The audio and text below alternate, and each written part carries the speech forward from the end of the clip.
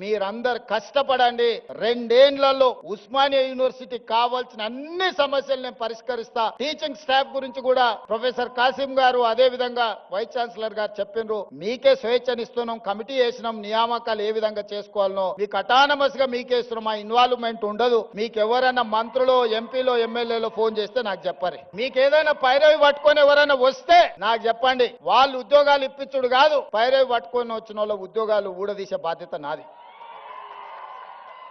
నేను చెప్పను. ఈ వేదిక మీద నుంచి ఆర్ట్స్ కాలేజ్ ముందే మీకు మాటిస్తాను. మీరెవరు వైస్ ఛాన్సలర్లు అయిన వాళ్ళు మీకు కూడా తెలియదు మీరు వైస్ ఛాన్సలర్లు అవుతారు. అవునా కుమార్? ప్రొఫెసర్ కుమార్ గారు మీరు చెప్పండి, మీకు తెలుసా ఆర్ట్స్ కాలేజ్ అవుతారు అని టీవీలో చూసుకున్నారు కదా. గంటా చక్రపాణి గారు ఇక్కడనే ఉన్నారు. వాళ్ళు వైస్ ఛాన్సలర్లు అయింది కూడా వాళ్ళ టాలెంట్ చూసి, వాళ్ళ కమిట్మెంట్ చూసి వాళ్ళైతే వీటిని సరిదిద్దుతారని ప్రభుత్వం వాళ్ళని వీసీలుగా నియమించింది.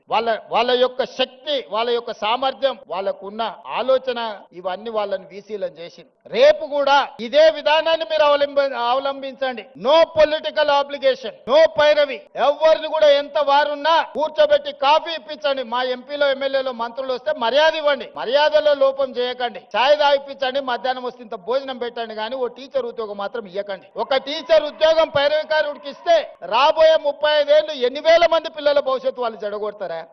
ఆ అధికారం మీకు లేదు, నాకు లేదు. పిల్లల జీవితాలతో చెలగాటం ఆడే అధికారం మీకు లేదు, నాకు లేదు. చదువు చెప్పి పిల్లల సమస్యల్ని పరిష్కరించి వాళ్ళని తెలంగాణ సమాజంలో ప్రయోజకులను చేసే వాళ్ళను మీరు సిబ్బందిగా నియమించుకోండి. మీకు కావాల్సిన సహకారాన్ని అందించే బాధ్యత నాది.